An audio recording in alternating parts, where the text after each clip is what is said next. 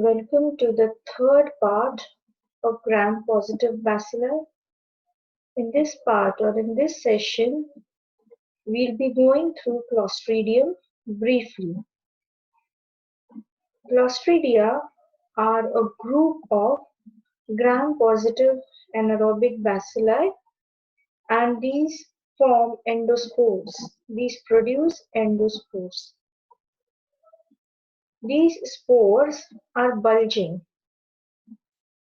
These spores may be present centrally, terminally, or subterminally. These spores can be oval in shape or round or spherical in shape. Now, Clostridia may be present in the environment as saprophytes. They may be found in the soil, they may be found in water, both in marine and fresh waters. They may be found on the decaying vegetation, decaying plants, and decaying animal matter. They may also be found in sewages. Clostridium is found as a commensal in human intestine. Apart from being a saprophyte or apart from being a commensal, there are certain species of Clostridia which are the members which cause infections or diseases in humans. Apart from causing diseases, apart from being saprophytes or commensals, there are certain species which are also industrially important. For example, Clostridium acetobutylicum. This strain or this species is used for preparation of acetone. Then we have Clostridium butyricum, which is used in the production of butanol.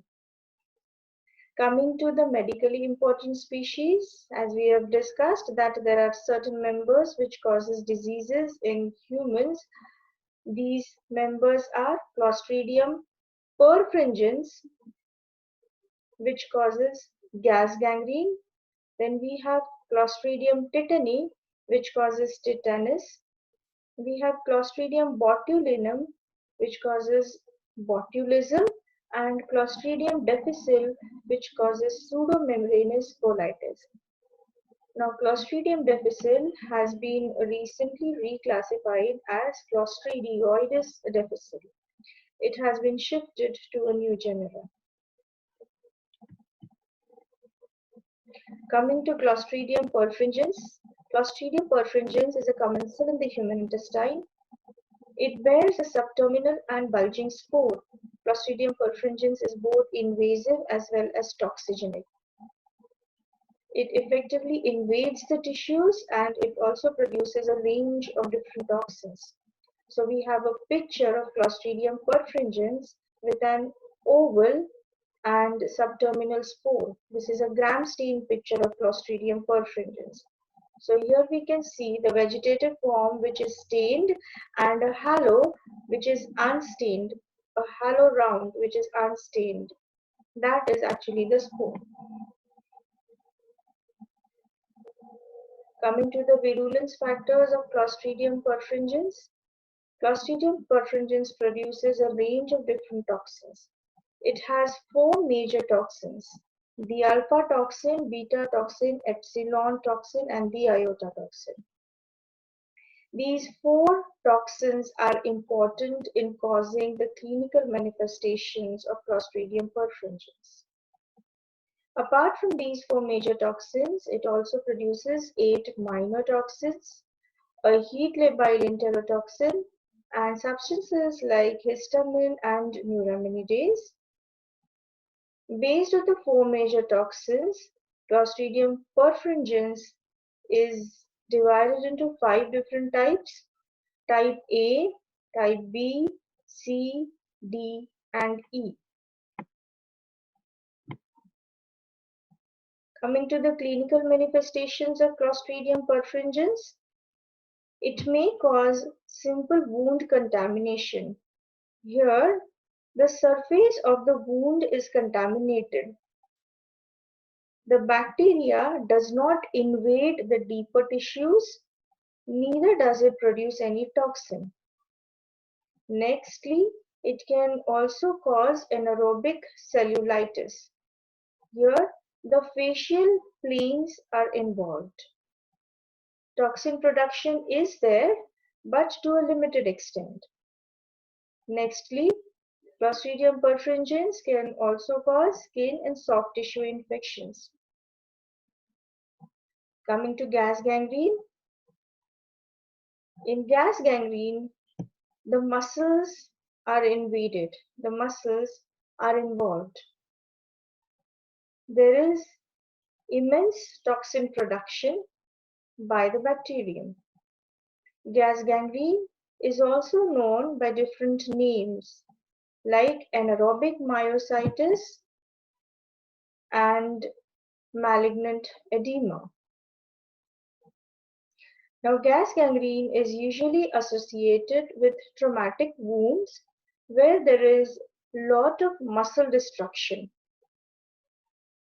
Because of muscle destruction, these muscles are exposed, these tissues are exposed to the bacterium. The bacteria invades the muscles and starts growing there.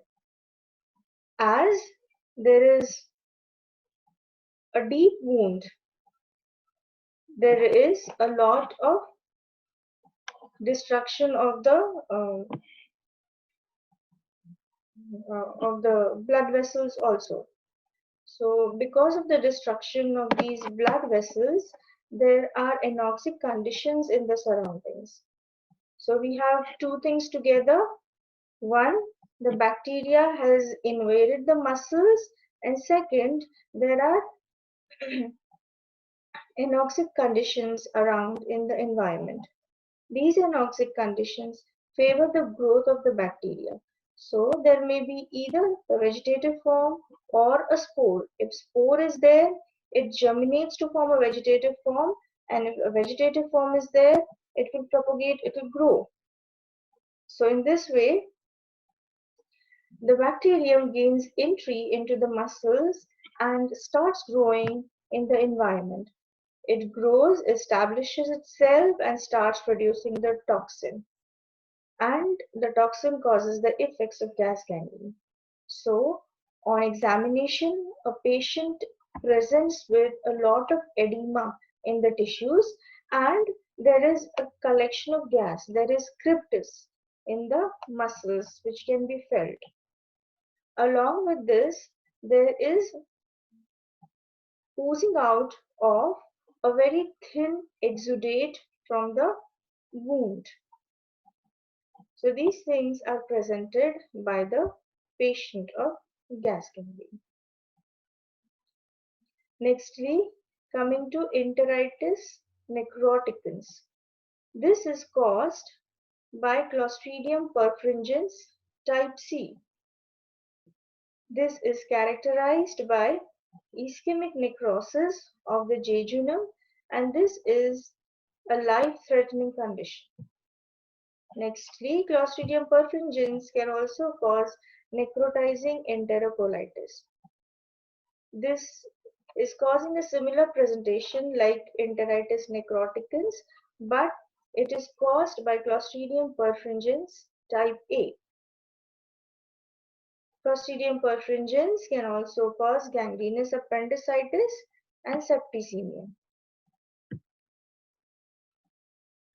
Coming to the laboratory diagnosis, so we collect the specimen.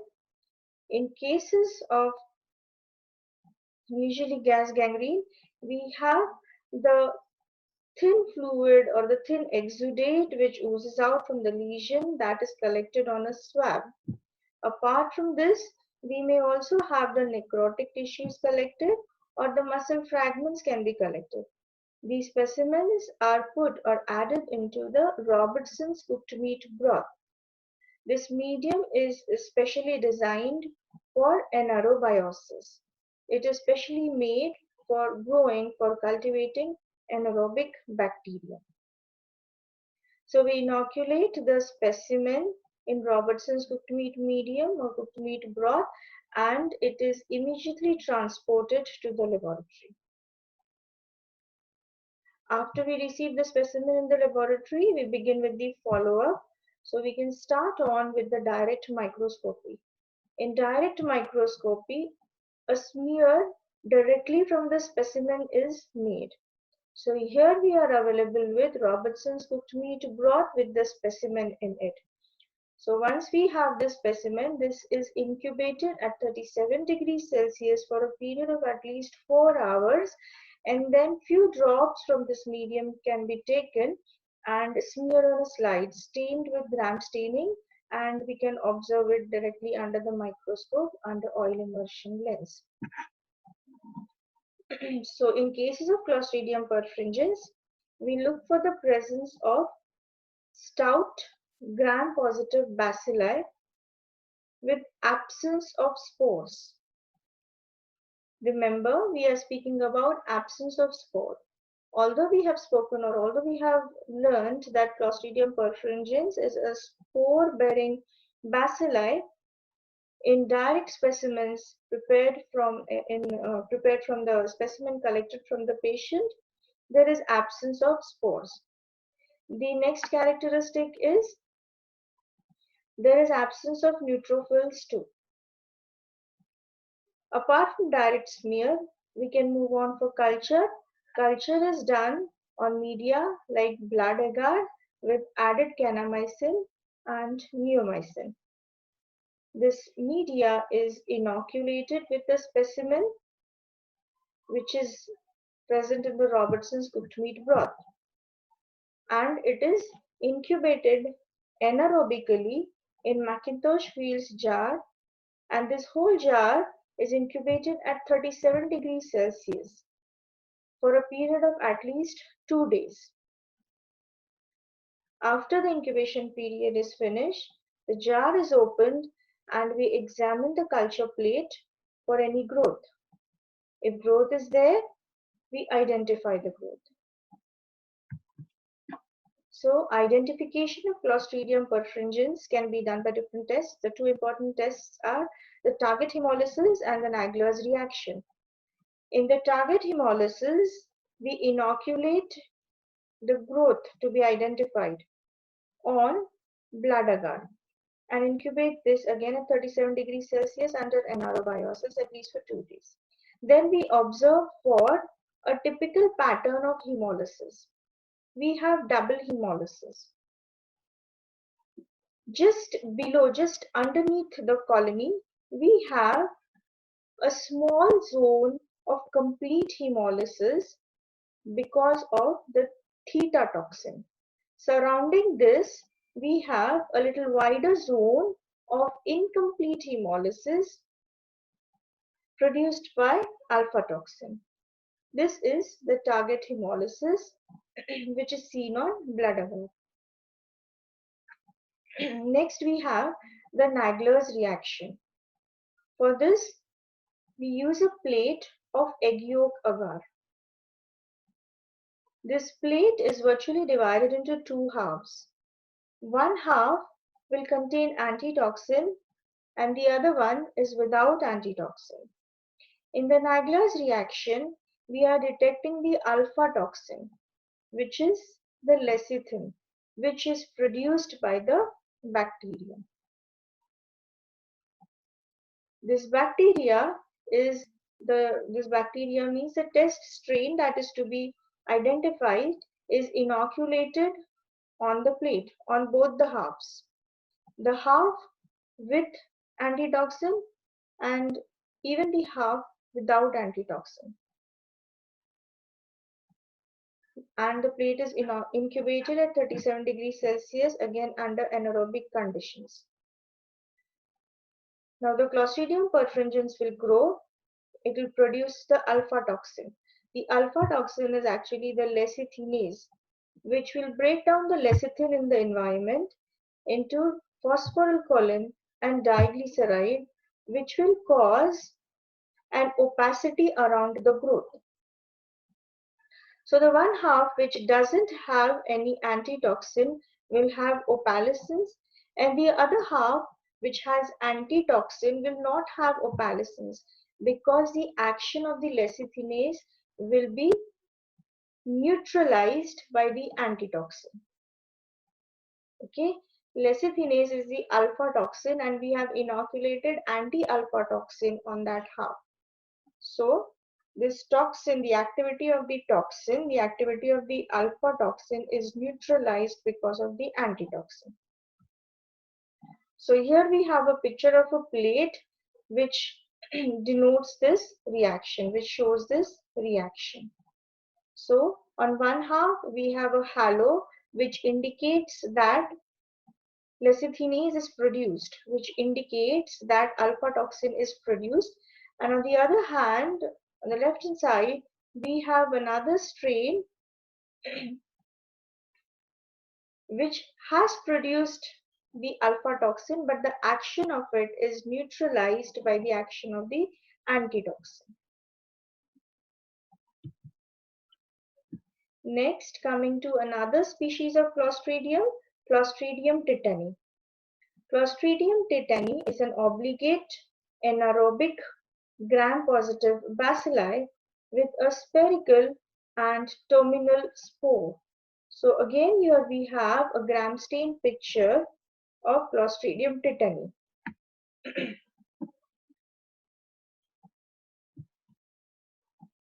Coming to the virulence factors, Clostridium tetani produces two toxins, tetanolysin and tetanospasmin.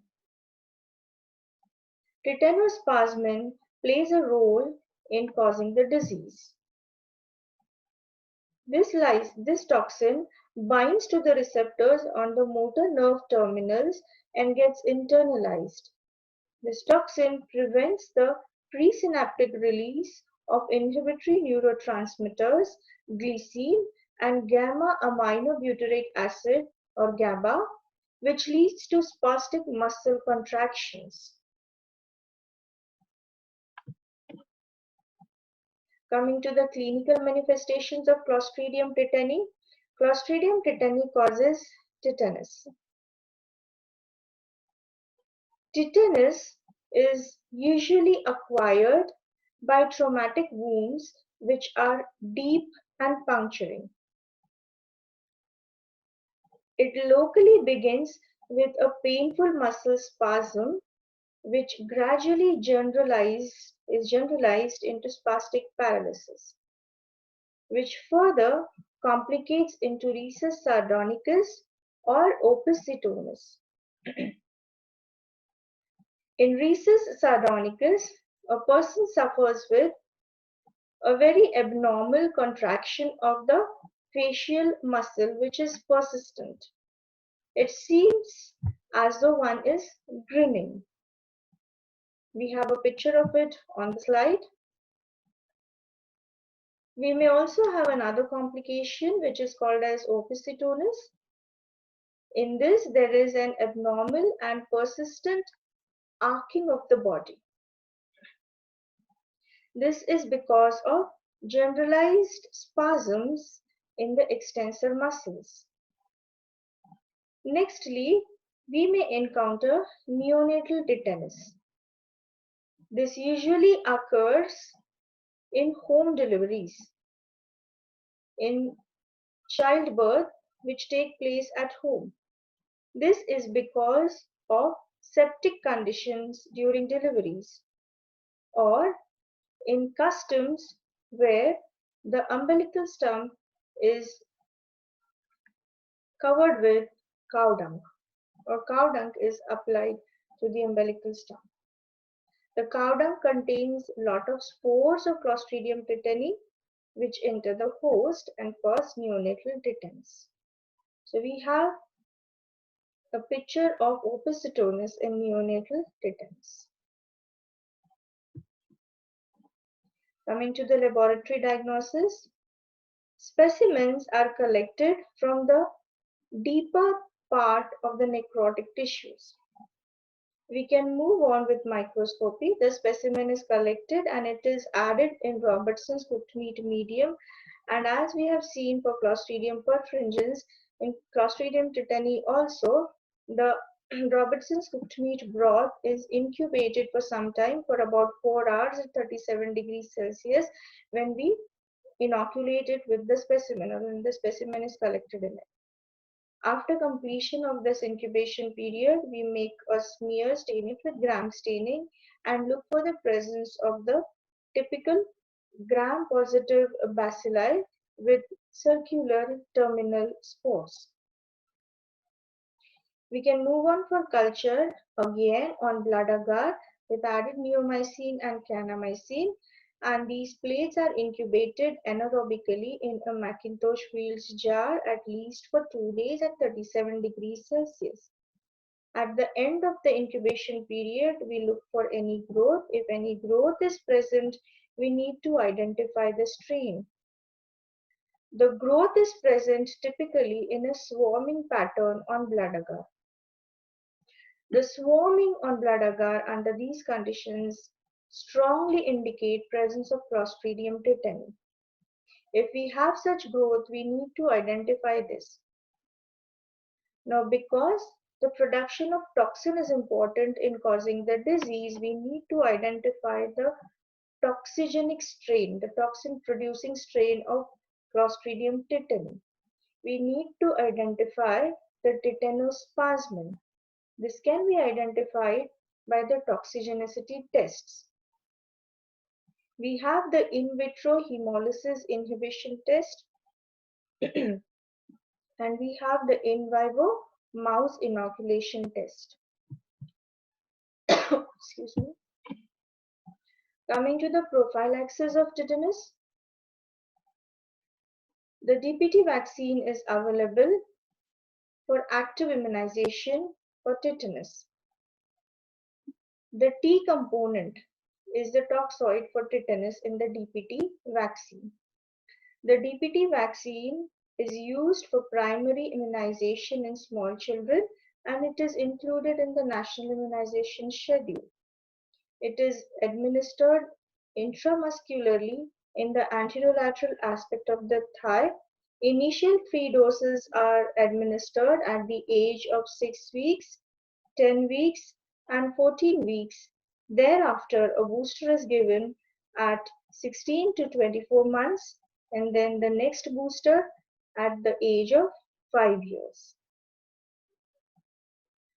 Apart from DPT, we have the TT, that is the tetanus toxoid for immunization in adults. Apart from active immunization, passive immunization is also there. We have the human tetanus immunoglobulin and the anti-tetanus serum raised in horses available for passive immunization. This passive immunization is in the form of ready-made antibodies. This human tetanus immunoglobulin and the anti-tetanus serum, these are actually the immunoglobulins against the toxin. For treatment, supportive care is practiced. Wound care is done by debridement of the necrotic tissues. Any pus from the wound is cleaned off. The patient can be isolated in a separate room. Any anxious stimuli can aggravate the spasms. For this reason, isolation of the patient is opted. Antibiotics are available. Antibiotics like metronidazole and penicillin can be given. But again, the role of antibiotics is minimal, because once the toxin is produced and once it is absorbed, antibiotics are of no use. But of course, these antibiotics can limit the growth of bacteria and further limit the release of the toxin. For treatment, the combined treatment is opted for with active as well as passive immunization simultaneously. On one arm, the first dose of TT is given, and simultaneously on the other, the tetanus, the human tetanus immunoglobulin can be administered. Thereafter, the complete schedule of TT is carried out. Next, coming to Clostridium botulinum. This Clostridium botulinum produces botulism toxin. This is a neurotoxin. Clostridium botulinum produces a disease or causes a disease called as botulism. Botulism can be of three different types: the food-borne botulism, the wound-borne botulism, and the infant-borne botulism. The food-borne botulism is occurring due to ingestion of preformed canned food. In wound-borne botulism, the wound is contaminated with the spores of the bacteria. They germinate and produce the toxin and cause the disease. In infant-borne botulism, the spores of the bacterium are ingested, especially through ingestion of honey which is contaminated with the spores of the bacteria. Coming to the laboratory diagnosis, isolation of the bacilli and demonstration of toxin is important. For treatment, meticulous intensive care is needed. Ventilatory support can also be required. Botulinum antitoxin is also available. These are ready-made immunoglobulins against the botulinum toxin. Antibiotics like penicillin can be given because the strain, the Clostridium botulinum, is sensitive to penicillin. But the role of antibiotics is still not established in botulism.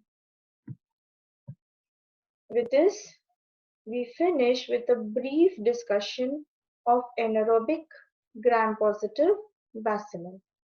Thank you.